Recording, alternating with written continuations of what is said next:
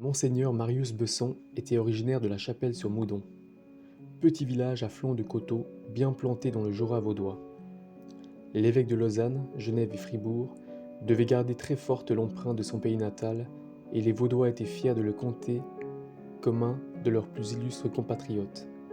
Dans l'amour profond, perspicace et inébranlable, à la fois doux et fort, de Monseigneur Besson pour son pays, il y avait une large part d'attivisme solide.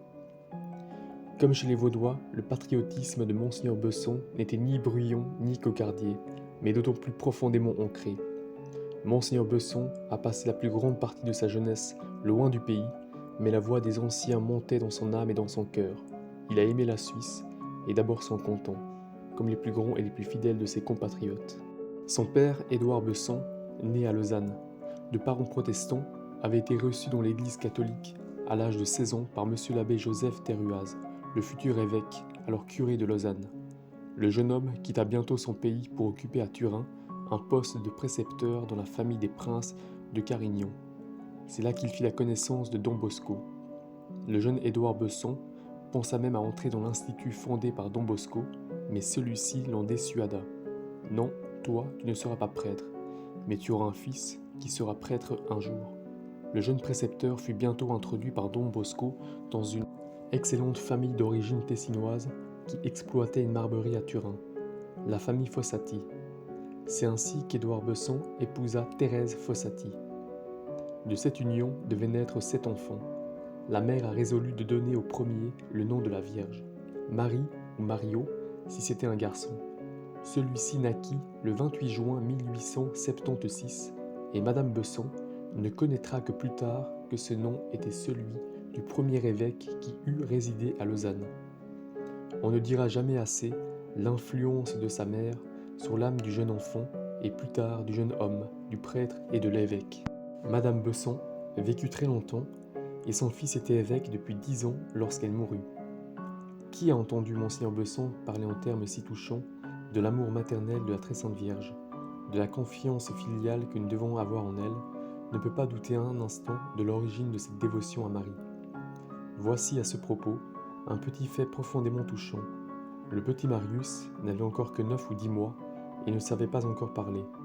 Sa mère le porta un jour devant une statue de la Sainte Vierge qui se trouvait dans la chambre et lui dit « Maintenant, dis maman à la Sainte Vierge » et l'enfant de dire « maman ». C'était la première fois qu'il prononçait ce mot si doux et c'était à l'adresse de la Sainte Vierge. Monseigneur Besson racontait parfois dans l'intimité ce petit trait de son enfance. On sentait la joie qu'il éprouvait d'avoir dit pour la première fois ce mot touchant directement à sa mère du ciel, et cela à la demande de sa mère de la terre. Cette mère, comme il l'aimait, et quelle joie il lui coûtait de pouvoir de temps à autre, hélas, toujours plus rarement, lui faire visite dans la petite maison cachée dans les ombrages du quartier de Miséricorde. Monseigneur Besson était doué d'une haute intelligence, mais son cœur était encore plus grand, et ce cœur il le devait à sa mère. C'est donc à Turin qu'il est né. C'est là qu'à l'âge de 2 ans, porté sur les bras de sa mère, il entendit crier dans les rues « Et morto il papa ». Il s'agissait de Pie IX. L'enfant était éveillé, sa mémoire était vive et son cœur largement ouvert aux premières impressions. Il se souviendra toute sa vie de ses premières années passées à Turin. Citation. « Je suis allé faire visite à l'église de mon baptême, Sainte Thérèse. C'est en sortant de là, à 3 ou 4 ans, après un sermon auquel je n'avais probablement rien compris, que pour la première fois je dis à ma mère que je voulais me faire oiseau. Cela voulait dire me faire prêtre, parce que le prédicateur s'appelait Don Uccelli, c'est-à-dire l'abbé l'oiseau. À cette époque, ayant déjà des goûts que mon atavisme de paysan du plateau vaudois me donnait, sans que nul ne le sût, je voulus toujours comme cadeau des boîtes de vaches, de chèvres et de moutons. Mais je commençais toujours aussi par leur faire une tonsure. Le petit Marius Besson avait 6 ans lorsque sa famille se transporta de Turin à Lyon. C'est là qu'il commença ses études. Il entra au petit séminaire de Saint-Jean, dirigé par les pères jésuites. Le jeune étudiant de Saint-Jean était d'une piété profonde, d'une grande patience dans son travail et dans ses jeux. À l'âge de 6 ou 7 ans déjà, il avait dit qu'il voulait se faire prêtre. Une dame étant venue alors faire visite à sa mère, promit à celle-ci d'intervenir auprès de l'évêché pour faire obtenir au petit, pour le jour où il commençait ses études, une bonne place. L'enfant n'a pas exactement saisi ce que voulait dire cette dame.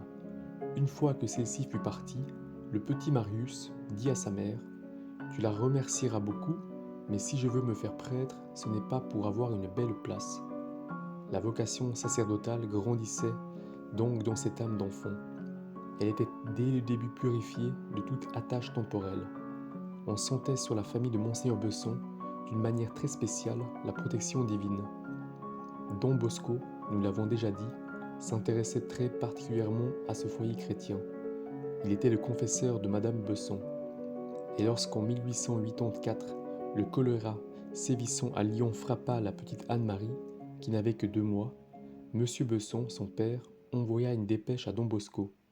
Lorsque Don Bosco reçut cet avis, il donna sa bénédiction et à ce même moment, nous raconta plus tard Monseigneur, qui ne cédait pourtant jamais à la crédulité exagérée, à ce même moment, sa sœur fut guérie. Mais ce qu'il nous ne disait pas, c'est que lui, toute la nuit, à cette occasion, s'était tenu éveillé pour prier. Promu bachelier, il entre au séminaire d'Alix, près de Lyon, que dirigeaient les Sulpiciens, autre influence durable et profonde dans l'âme du jeune homme.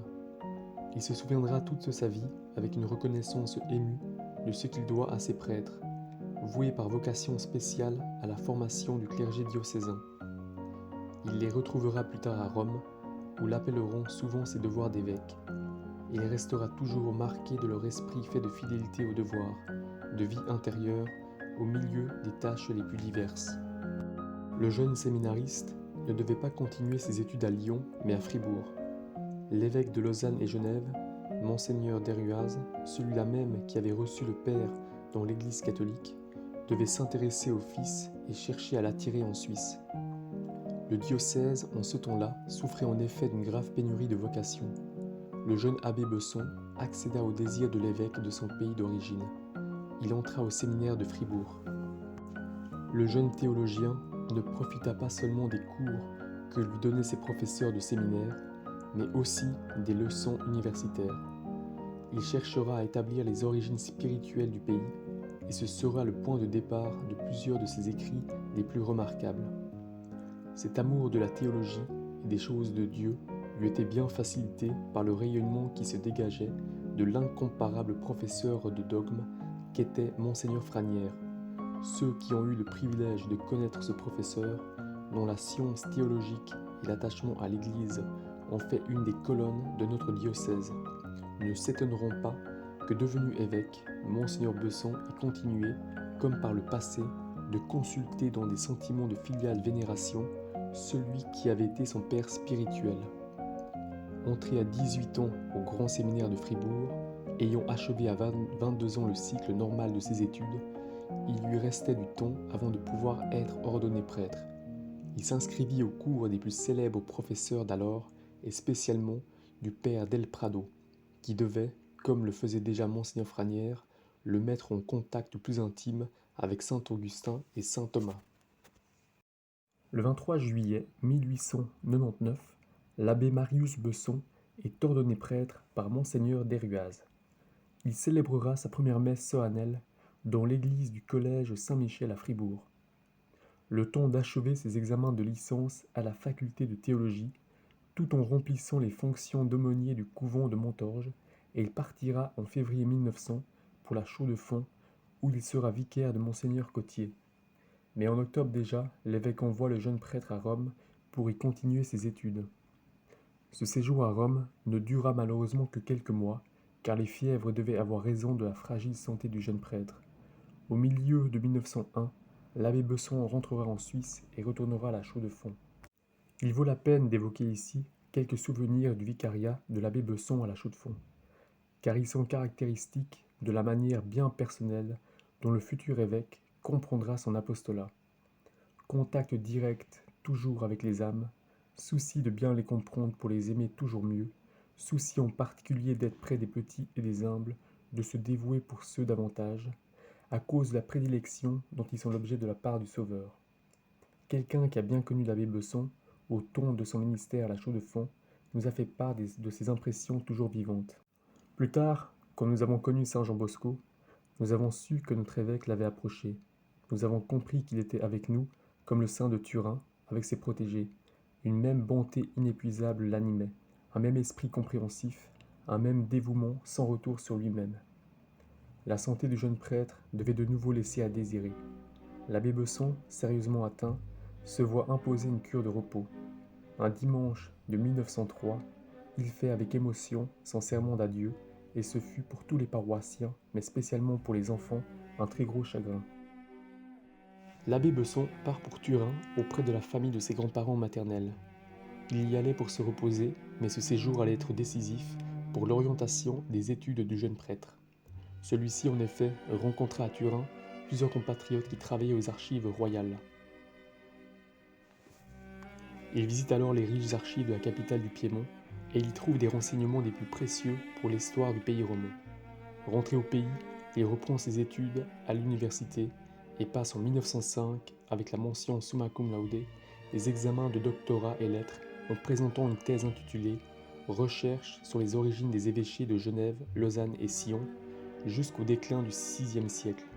Cette thèse fut bientôt publiée avec, en exergue, ces mots qui caractérisent si bien la finesse, la délicatesse et la sobriété du style de l'auteur. Domino Mario Episcopo, Marius presbytère votum solvit. À Marius évêque, Marius prêtre. Le jeune prêtre ne pouvait pas se douter à ce moment-là qu'il deviendrait un jour le successeur de son patron, le premier évêque ayant résidé à Lausanne.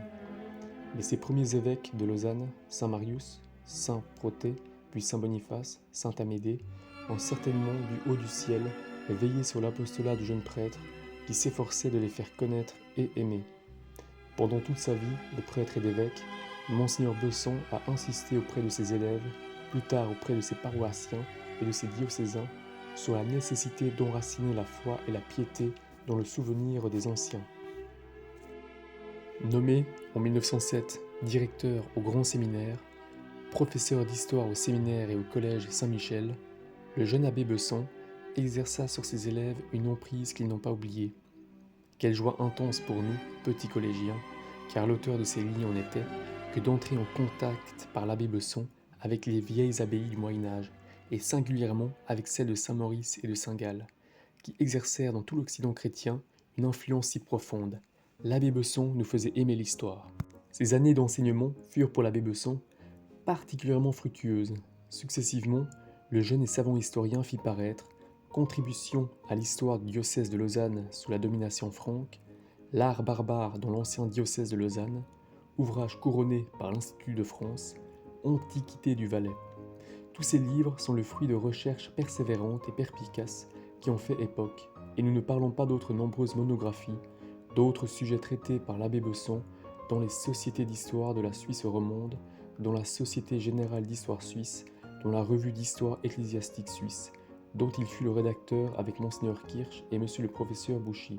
Quelques années plus tard, en 1911, l'abbé Besson lançait à Paris, avec des amis français, la Revue Charlemagne, qui était destinée à mettre en évidence la Renaissance carolingienne, trop peu connue autrefois et pas encore assez aujourd'hui. Toutes ces publications étaient marquées, en plus de la profondeur et de la sécurité scientifique, du signe d'une haute distinction typographique et artistique. Une telle activité devait attirer les yeux des autorités universitaires. En 1908, l'abbé Besson était appelé comme professeur extraordinaire à la chaire d'histoire générale du Moyen-Âge à l'université de Fribourg. Presque en même temps, il était élu membre du comité de la Société d'histoire et d'archéologie de la Suisse romande, membre de la commission du Musée national et de la commission fédérale d'archéologie. Ces diverses fonctions, il les remplira aussi régulièrement que possible, même après sa consécration épiscopale. Absorbé par des tâches accablantes, il trouva toujours le moyen de réserver à l'étude quelques heures précieuses. Il écrira comme curé des études fortement pensées sur l'Église catholique, le sacrement de pénitence, l'infaillibilité pontificale, les erreurs des papes. Il rédigera l'Écho vaudois. Devenu évêque, ses goûts d'écrivain ne l'abandonneront pas. Il continuera d'enseigner par ses lettres pastorales, véritable monument de la doctrine chrétienne, par ses ouvrages dont nous parlerons plus loin. Dans cet homme d'étude, le souci des âmes à sauver allait de pair avec le goût pour la recherche du vrai. Jeune professeur, L'abbé Besson s'en allait tous les samedis et dimanches porter le réconfort du ministère sacerdotal aux ouvriers italiens qui perçaient le tunnel de Valorbe. Celui qui le voyait alors visiter les familles les plus délaissées, réconfortant les pauvres et les infirmes, n'aurait certes pas pu deviner qu'ils avaient affaire à un professeur d'université plongé dans de passionnantes recherches historiques. L'abbé Besson menait de front ses tâches diverses, grâce à la prodigieuse facilité de son esprit, grâce surtout à son grand cœur si largement ouvert à toutes les misères. Ce goût persistant du ministère chez le brillant professeur devait être remarqué par le nouvel évêque du diocèse, Monseigneur Beauvais, qui, en 1913, allait confier à l'abbé Besson une tâche qui exigeait de lui un très gros sacrifice. Il devrait quitter partiellement ses études pour fonder une paroisse à Lausanne, la paroisse du Saint-Rédempteur. Ce que l'abbé Besson avait laissé entrevoir à la Chaux-de-Fonds, puis à Valorbe, de ses qualités de pasteur, allait se manifester d'une manière plus éclatante encore à Lausanne. Tout en s'occupant d'organiser l'apostolat dans le quartier de l'Est, qui lui était confié, et qui avait comme centre religieux la minuscule chapelle du Haume de Bon Secours à l'avenue de Rumine, l'abbé Besson s'en allait jusqu'à l'étranger, en France spécialement, pour recueillir les fonds indispensables à la construction d'une église. Il avait réuni déjà d'importantes ressources lorsqu'éclata la guerre qui entrava la construction de la grande église entrevue. C'eût été comme une basilique de style roman très pur, édifiée en bordure de l'avenue de Rumine.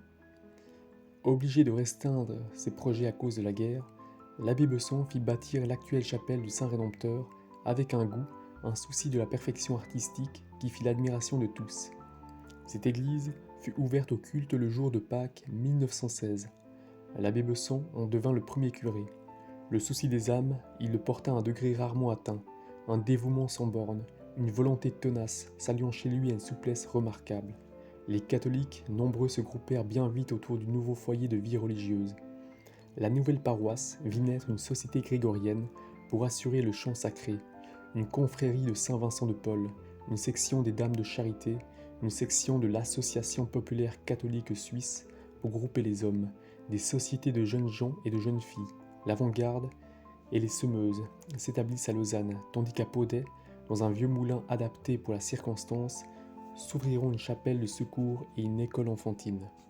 La paroisse du Saint-Rédempteur constituait un noyau admirable que le jeune curé n'eût pas demandé mieux que de continuer à développer si l'évêque du diocèse en ce temps-là, Monseigneur Colliard, n'avait pas insisté auprès de lui de la manière la plus pressante pour qu'il acceptât la charge particulièrement lourde et délicate de supérieur du grand séminaire à Fribourg.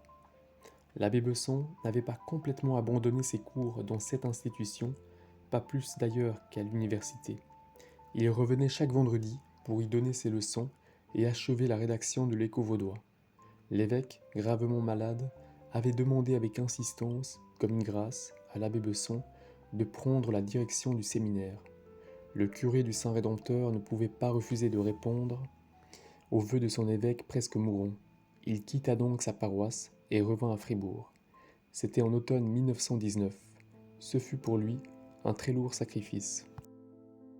Le 16 septembre 1944, Monseigneur Besson vint revoir sa chère église de Rumine. Ce devait être sa dernière visite. Il semblait qu'il le pressentait. Il s'arrêta plein d'émotion devant la façade. « Oh, qu'elle est jolie, ma petite maison !» Monseigneur Besson ne fit que passer quelques mois à la tête du séminaire diocésain. Mais dès les premiers jours, sa personnalité éminente s'affirma pour le plus grand bien de cette maison. Professeurs et élèves sentiront en lui un père éclairé et profondément bon, un homme en qui tous pouvaient avoir pleine confiance, un modèle de vie cléricale, pleinement consacré à Dieu, attaché à l'Église par toutes les fibres de son cœur et dévoué aux âmes, soucieux de leur distribuer sous la forme la plus actuelle le pain de la vérité et le réconfort de la charité bienveillante. Le mercredi soir 5 mai 1920, au réfectoire du Grand Séminaire, on est à la fin du souper. Maître et élève écoutent la lecture habituelle. Un coup de téléphone de Berne. Monseigneur le supérieur est mandé auprès du délégué du Saint-Siège, alors Monseigneur Maglione. Et bientôt, dans une joie mêlée de douleur, le séminaire apprend la nouvelle. Le lendemain, directeur et élèves présentent leurs vœux, l'assurance de leurs prières et l'hommage de leur dévouement à l'évêque élu qui devient doublement leur père. Monseigneur, affaissé sous le poids de cette immense responsabilité, se confie à la volonté de Dieu lorsque, dit-il, une charge nous est imposée contre notre désir et malgré nous, par l'autorité supérieure, il faut, si dur soit-il, prononcer le fiat de l'incarnation et de Gethsémani. Cette soumission, soutenue par vos prières, est unie au sacrifice du divin Maître, paraît devoir être la rançon de notre salut. Fiat. À peine connue, la nouvelle de la nomination de Monseigneur Besson provoqua dans tout le pays une très grande joie. À Chapelle-sur-Moudon, on tira du mortier. Les Vaudois étaient fiers de voir monter sur le siège de Lausanne et Genève le premier de leurs concitoyens depuis la Réforme. Les Fribourgeois, de leur côté, comme les fidèles et les autorités des autres cantons diocésains, avaient appris à connaître depuis longtemps cette personnalité d'exceptionnelle grandeur. Le président du Grand Conseil de Fribourg rendait hommage dans sa séance du vendredi 7 mai aux prêtres de haute culture à qui le soin du diocèse était confié et dont les qualités ont été hautement appréciées dans les cantons diocésains. L'évêque, de par les exigences mêmes de sa haute fonction, et comme le nom lui-même l'indique, est celui qui surveille et stimule la foi et la charité dans le pays qui lui est confié. L'abbé Besson réunissait à un degré éminent les qualités nécessaires pour remplir ces délicates fonctions. La nomination de Monsieur l'abbé, comme évêque de Lausanne et Genève, fut promulguée officiellement au consistoire du 7 mai par le pape Benoît XV. Quelque temps après, le nouvel évêque se mettait en route pour Rome, en passant par Turin, où se trouvait une partie de sa famille. Il s'était retiré quelques jours auparavant au monastère de la Val-Sainte pour s'y préparer à recevoir la charge écrasante que le Saint-Siège lui avait destinée. La consécration eut lieu à Rome le 13 juin. L'évêque enseigna d'abord par ses lettres pastorales, dont plusieurs sont de véritables traités dogmatiques chrétiennes. Chaque année, parfois, plus souvent, l'évêque y revenait sur un point ou sur une autre de la doctrine traditionnelle. On se demande vraiment comment Monseigneur Besson a pu trouver le temps d'écrire tous ces ouvrages qui dénotent tous un si grand souci de perfection, scientifique, littéraire et typographique. Ne se fût-il appliqué qu'à cette tâche qu'elle aurait amplement suffi à remplir sa vie. Mais Monseigneur Besson a vécu sa devise. La charité du Christ le brûlait vraiment. Il ne s'accordait pour ainsi dire aucun repos. Le temps qu'il appelait ses vacances, il l'employait à travailler, généralement, c'est pendant ce temps-là qu'il écrivait. Ainsi, par exemple, son ouvrage si connu, si répandu, après 400 ans, il le rédigea dans le mois où le médecin l'avait obligé à prendre un repos absolu. Aucun repos véritable, à peine de temps en temps une halte des plus brèves, toujours le travail, voilà quelle fut sa vie. Sachant combien l'évêque était soucieux d'imiter son prédécesseur saint François de Sales, en se faisant tout à tous, les paroisses, les instituts religieux prirent l'habitude de l'inviter dans chaque circonstance importante de leur vie, et l'évêque, presque toujours, acceptait avec une bonne grâce, jamais lassé.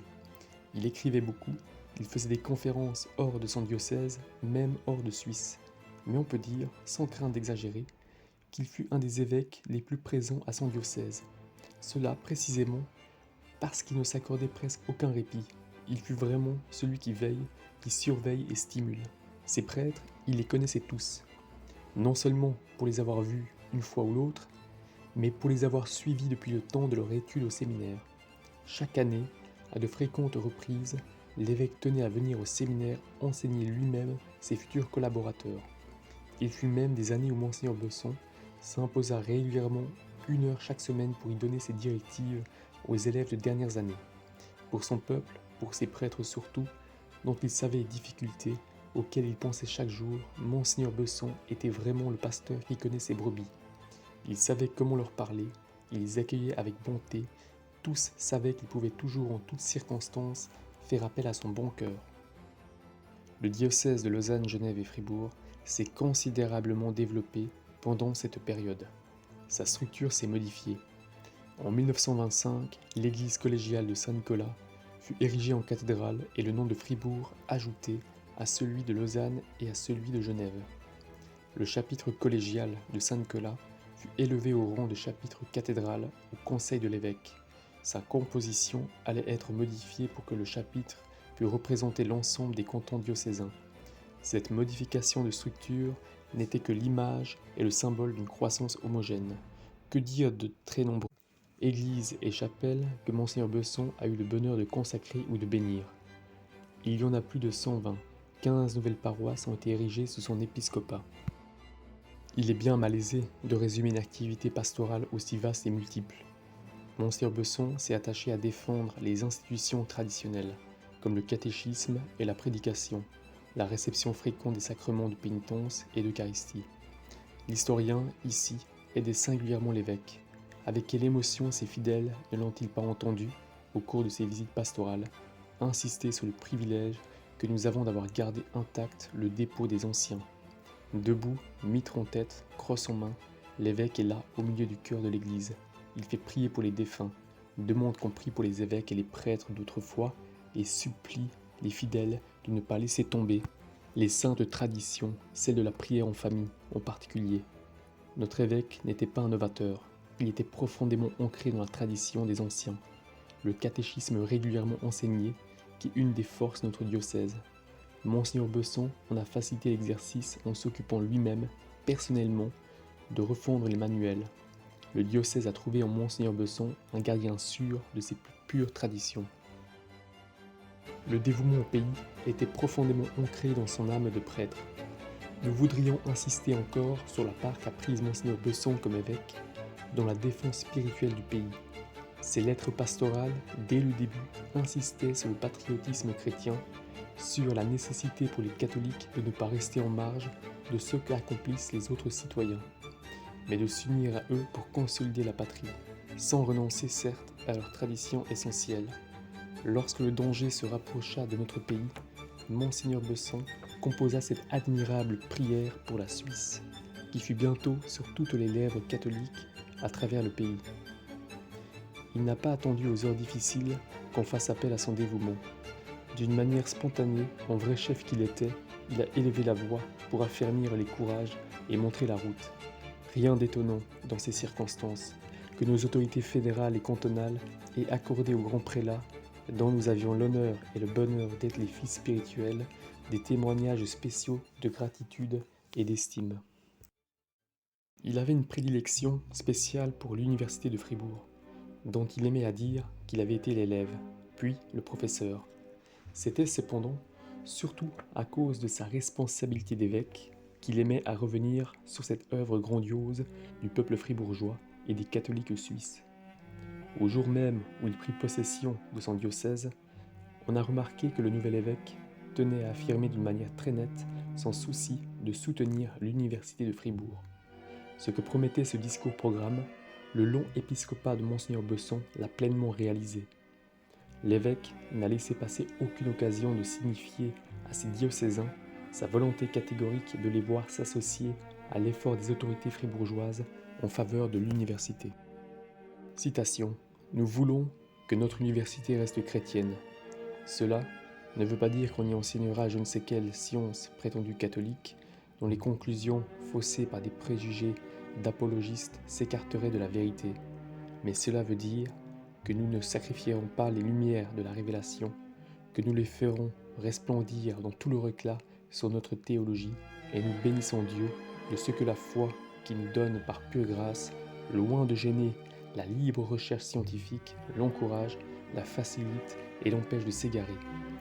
Puisque nous serions prêts à verser notre sang plutôt que de renoncer aux vérités révélées, il est bien naturel que nous nous laissions inspirer par elle dans toutes les questions qui dépassent le pur savoir humain. Il est normal aussi que nous désirions voir ces vérités éternelles influencer et pénétrer constamment la vie de notre université. L'image du Christ orne son sceau, l'esprit du Christ doit régner dans l'âme de ses maîtres et de ses étudiants. Comme prêtre et comme évêque, Monseigneur Besson accorda un soin spécial à tout ce qui regarde la presse catholique. Il avait pour ce genre d'apostolat une prédilection marquée. Dès son vicaire à la chaux de fonds, il se mit à polycopier une petite feuille illustrée de sa propre main à l'intention des petits garçons de la Fougère. En 1910, il reprend à Lausanne la direction d'un bulletin primitivement destiné à la Société de jeunes gens, la Concordia. Le clergé vaudois lui confie la direction de cet organe destiné à l'ensemble des paroisses. Ce sera un hebdomadaire qu'on appellera l'Écho vaudois. Il sera destiné à être le lien des catholiques vaudois. Il leur apprendra à juger dans l'esprit de l'Église, les doctrines et les événements. Le grand évêque était tellement pénétré de l'importance de la presse catholique qu'il consacra même à ce problème plusieurs lettres pastorales. Saint Pie X voulait que son peuple priât sur de la beauté. Monseigneur Besson s'inspirait dans tous les domaines de ce principe. Devenu évêque, un de ses soucis sera de promouvoir l'art chrétien, d'encourager les artistes de chez nous, surtout ceux qui commencent à percer et qui n'ont pas encore l'appui de l'opinion. Son goût très sûr les discerne, et c'est d'ailleurs en temps opportun leur donner les directives précises qui leur éviteront de sortir des normes d'une juste mesure. L'évêque entend que ceux-ci évitent les formes extravagantes. Il le dit nettement dans la note officielle parue dans la Semaine catholique du 17 janvier 1929. L'évêque entend que ceux-ci évitent les formules extravagantes. Il le dit nettement dans la note officielle parue dans la Semaine catholique du 17 janvier 1929. Citation. À propos d'art religieux, nous croyons devoir aussi mettre en garde nos diocésains et d'abord messieurs les ecclésiastiques contre certaines extravagances de l'art moderne. Sans doute, nous avons plusieurs fois protesté contre le préjugé qui se heurte à tout art nouveau, comme si l'artiste devait se contenter de copier indéfiniment ce qu'on fit autrefois. Nous nous sommes réjouis en voyant l'art sortir de la routine, pourvu qu'il respecte nos croyances, nos principes et notre sens religieux. Mais nous avons aussi demandé à nos artistes qu'ils restent à l'écart de certaines extravagances, tout en réalisant des solutions nouvelles qui montrent que le XXe siècle sait faire mieux que de copier servilement le passé. Nous avons insisté sur le fait que trop souvent les tableaux ou les statues exécutés par des artistes de nos jours sont de nature à surprendre les fidèles, que plusieurs sont des esquisses à peine ébauchées, que d'autres n'ont qu'un caractère de religiosité très vague, que d'autres manifestent des tendances que l'autorité ecclésiastique ayant qualité pour juger l'art mis au service de la liturgie et de la piété réprouve. L'évêque de Lausanne, Genève et Fribourg aimait le pape comme personne. Il était romain dans l'âme et il éprouvait une joie toute spéciale à pouvoir conduire dans les basiliques et les catacombes de la primitive église les pèlerins placés sous sa direction. Il leur révélait, en archéologue avisé et puis encore en évêque soucieux de faire aimer l'Église, tel et tel détail précis qui échappe d'ordinaire aux visiteurs pressés. Ses sermons, ses instructions étaient tout pénétrés des souvenirs romains. Monseigneur Besson a contribué dans une large mesure à faire connaître et aimer le siège apostolique. Cet amour pour le Saint-Père et pour l'Église de Rome était d'ailleurs réciproque. Les papes Benoît XV, Pie XI, Pie XII, qui l'ont connu durant son épiscopat, ont eu vite fait de discerner la valeur exceptionnelle de l'évêque de Lausanne, Genève et Fribourg. Ils aimaient à le recevoir, parfois longuement, au point que les familiers du Vatican en étaient surpris. Ce soir, par exemple, où un prélat impatienté de la durée de l'audience venait rappeler à Pie XI qu'il était l'heure pour lui de prendre son repas. « Santo Padre, sono le 8. » Une demi-heure après, « Santo Padre, sono le 8 et mezzo. » Et le pape de répondre froidement, « Laissez-moi tranquille. » Nous trouvions, nous aussi, qui attendions notre tour d'être présentés au pape, que l'audience durait. Nous non plus, nous n'avions pas soupé, mais surtout, nous étions fiers des marques d'exceptionnelle confiance que sa sainteté Pie XI accordait à notre évêque. Plus tard, lorsque Pie XI sera gravement malade, il fera venir en toute hâte Monseigneur Besson pour lui demander des renseignements tout à fait personnels. Et c'est Monseigneur Besson qui sera appelé à prononcer en l'église de la Trinité à Berne, le 16 février 1939, l'éloge funèbre de sa sainteté Pie XI, comme il l'avait déjà prononcé devant un auditoire tout semblable et dans la même église, le 27 janvier 1922, l'éloge funèbre de Benoît XV. De l'avis du chef du diocèse, une section d'hommes et une section de jeunes gens sont possibles partout, même à la campagne. La jeunesse des meilleures familles, court trop multiples dangers pour qu'on puisse, aussi bien dans les paroisses rurales qu'à la ville, la laisser livrer à elle-même. Et comme il ne faut pas seulement mettre en garde notre prochain contre les périls et les abus, mais accomplir encore une tâche positive, on doit créer et développer de bonnes sociétés où nos hommes et nos jeunes gens trouveront ce qui répond aux besoins actuels et rentre dans le cadre de l'ordre social chrétien. Citation. L'action catholique, enfin, précisément parce qu'elle lutte contre les principes subversifs et propage les idées saines d'ordre, de justice et de charité, ne favorise pas seulement le progrès spirituel, mais rende à César ce qui est à César et à Dieu ce qui est à Dieu. Elle contribue au bien général du pays. Comprise comme le veut le souverain pontife, loin de diviser les forces de la nation, elle ne peut être qu'un gage de paix et de prospérité. Après avoir repris chacune de ses idées principales, Monseigneur Besson termine en ces termes. Vous n'oublierez pas, enfin, que lorsqu'on veut s'occuper d'actions catholiques, on doit d'abord être catholique soi-même, au vrai sens du mot. Le premier ennemi contre lequel nous luttons, c'est l'esprit du monde, contraire à l'Évangile. Et la première façon de le combattre, c'est de ne pas nous en faire les complices. Prêtres, nous l'avons vu, soit à la Chaux-de-Fonds, soit à Valorbe, soit à Lausanne, préoccupés de venir en aide de la manière la plus concrète possible et la plus efficace à toutes les misères. Devenu évêque, ce souci devait le pousser encore plus loin. Il veillerait à l'affermissement et à la diffusion des œuvres de charité. Il se soucierait non moins d'entretenir de manière personnelle les rapports fréquents avec cette portion choisie des amis de Jésus que sont les pauvres, les malades et les déshérités. Il veillera avec un soin particulier sur les œuvres qui se consacrent à l'enfance abandonnée. Dès que la Fédération diocésaine des œuvres de charité eut décidé de fonder une maison pour accueillir les garçons faibles d'esprit, il a tenu de tout cœur à encourager ce projet. Il n'y avait jusque-là, en effet, dans le diocèse aucune maison catholique où ces enfants puissent être reçus. On acheta à cette fin, près de la verrerie de Sansal, une maison située au milieu d'un beau parc. Monseigneur Besson a tenu à venir fréquemment visiter cet asile de la plus pure charité et à encourager par sa présence les religieuses qui avaient accepté une tâche aussi difficile. À le voir s'attarder auprès des enfants, les questionner, leur sourire, on pensait instinctivement à quelques scènes de la vie de Don Bosco ou de Cotolongo. Monseigneur Besson n'en était jamais plus heureux qu'en pareilles circonstances. On le sentait vraiment dilaté, rempli d'une joie sans mélange, et la lumière qui illuminait son âme semblait se réfléchir dans les yeux de ses petits interlocuteurs.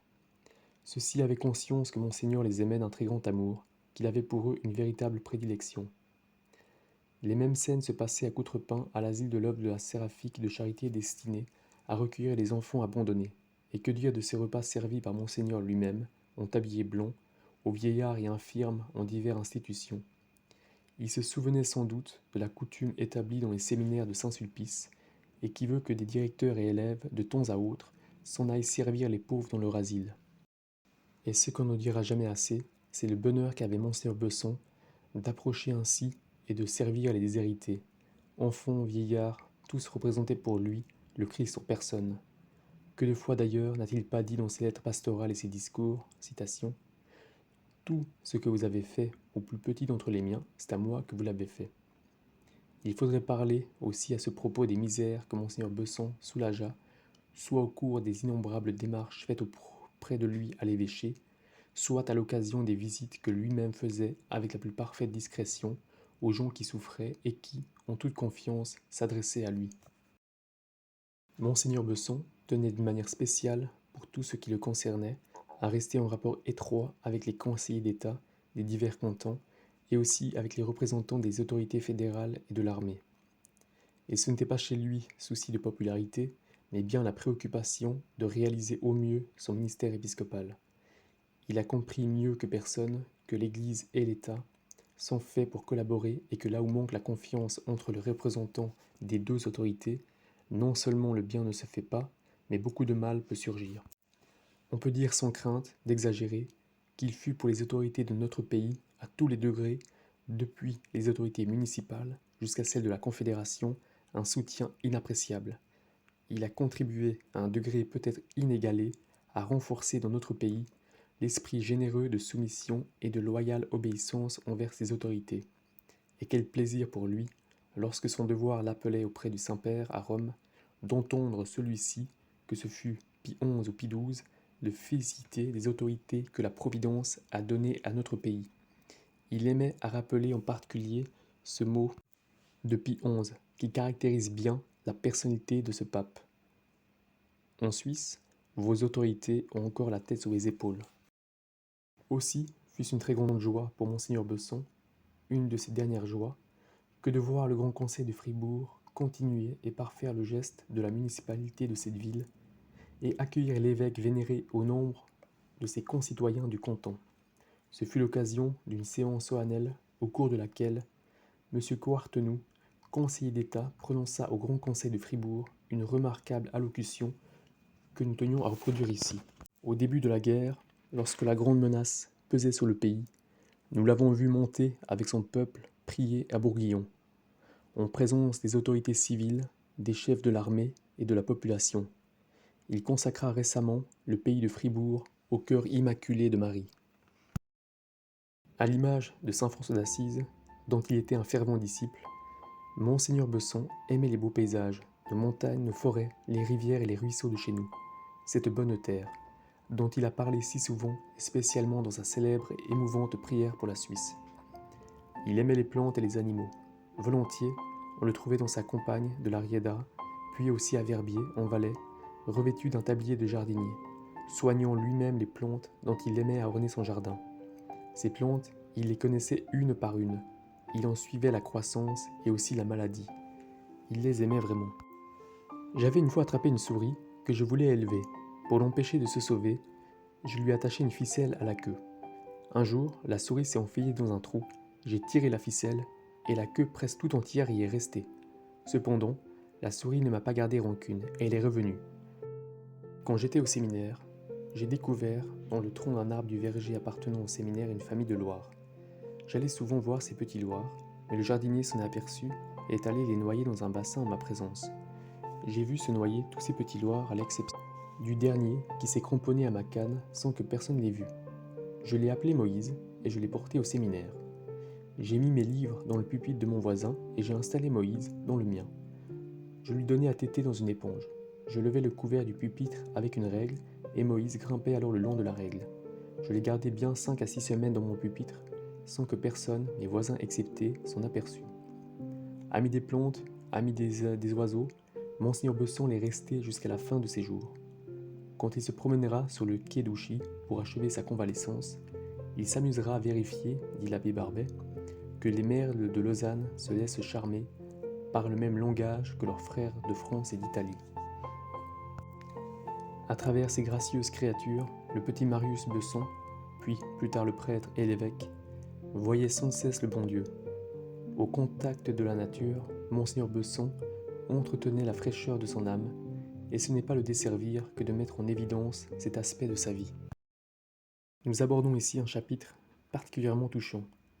Nous avons vu comment, grâce à l'exquise délicatesse de sa mère, c'est à la très sainte Vierge que le petit Marius a dit maman pour la première fois.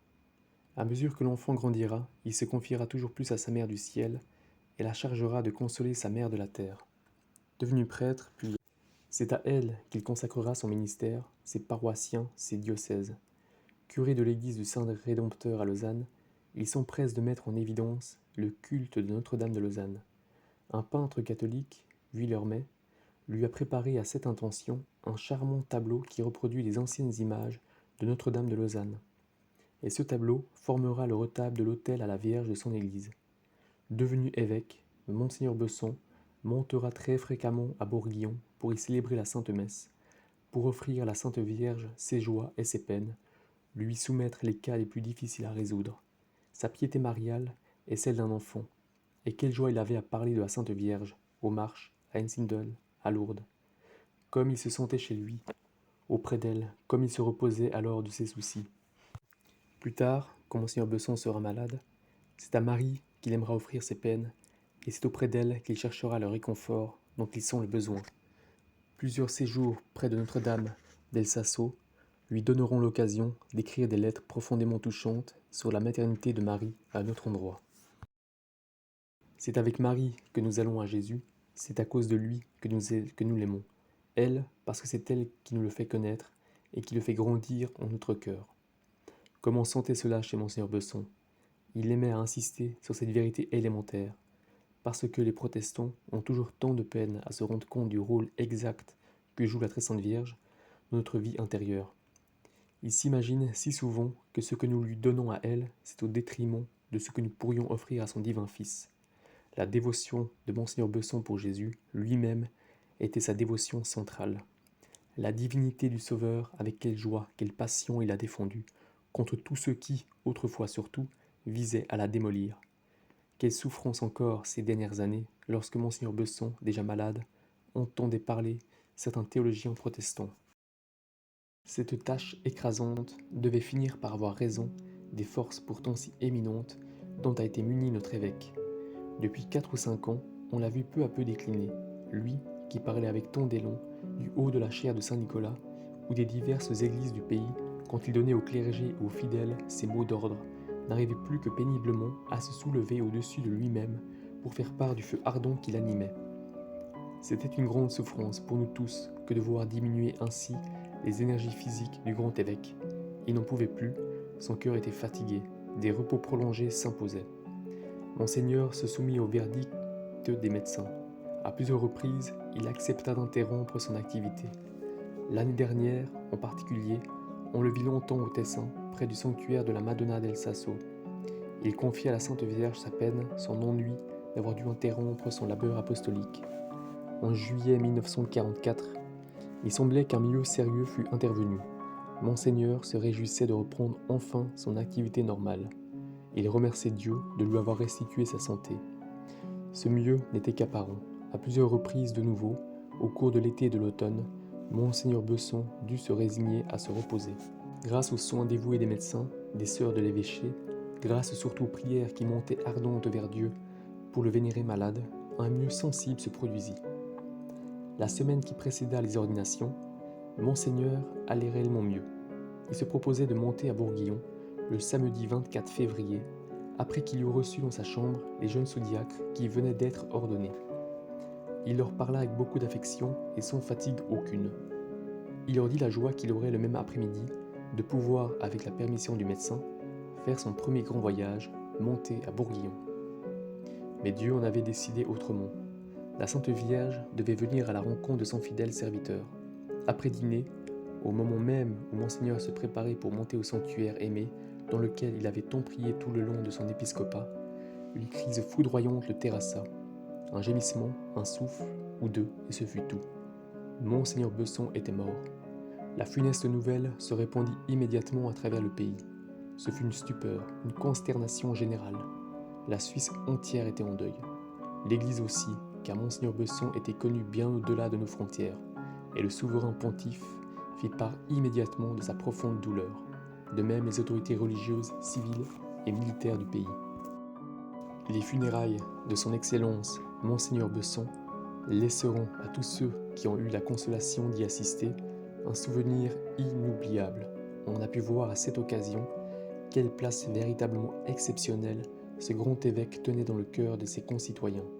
Jamais, a pu dire une haute personnalité, la patrie suisse n'a été remuée à ce point par un deuil depuis la mort de M. Motta. Et dans ce plébiscite d'une si intense universalité, le spectacle le plus émouvant fut celui de cette foule immense de petits gens qui se pressaient pour apporter un dernier hommage à son Excellence Monseigneur Besson. Et maintenant, ce grand évêque, que tant de diocèses nous enviaient, est remonté vers Dieu. Il nous laisse plonger dans l'amère douleur d'une perte immense. Nous avons supplié Dieu, lorsque nous avons vu la maladie opérer ses ravages, de nous garder longtemps encore le Père admirable, qui pendant 25 ans nous a dirigés avec tant de sagesse et de bonté. Nous ne pouvions pas nous faire à l'idée de le voir disparaître. Comme les disciples de Saint Martin de Tours, nous demandions à notre Père de rester avec nous. Cournos pater, deseris, pourquoi Père nous quitter? Invendet enim gregem tum lupi rapaces. Des loups voraces vont faire irruption dans votre troupeau.